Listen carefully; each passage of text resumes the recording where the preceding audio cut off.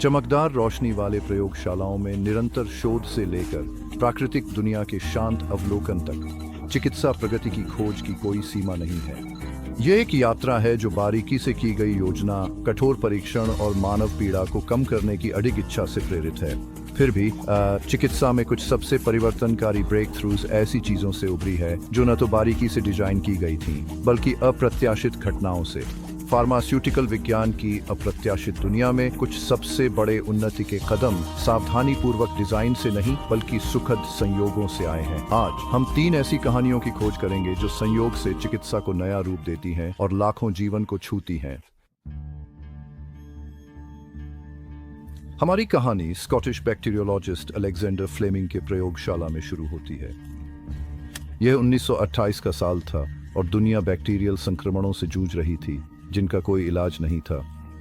Fleming एक बारीकी से काम करने वाले वैज्ञानिक थे, लेकिन 1928 की गर्मियों में जब वह 2 हफ्ते की छुट्टी पर गए तो उनके नियमित प्रयोग ने एक अप्रत्याशित मोड़ ले लिया।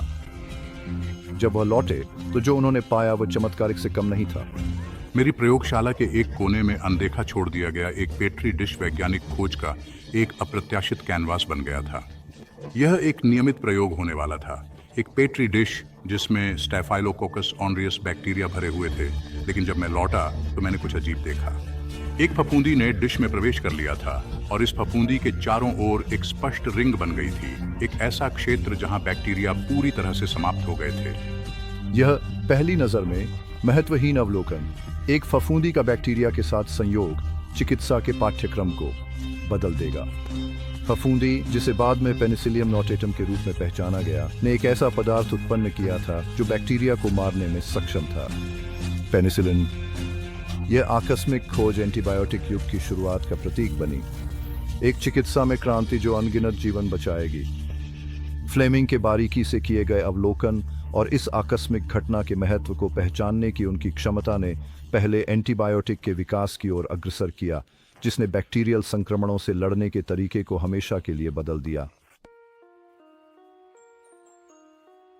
हमारी संयोग की यात्रा हमें 1948 में ले जाती है, जहां ऑस्ट्रेलियाई मनोचिकित्सक जॉन केड बाइपोलर डिसऑर्डर की जटिलताओं से जूझ रहे थे। जॉन केड 1948 में एक मनोचिकित्सकीय ब्रेक थ्रू की खोज में नहीं थे।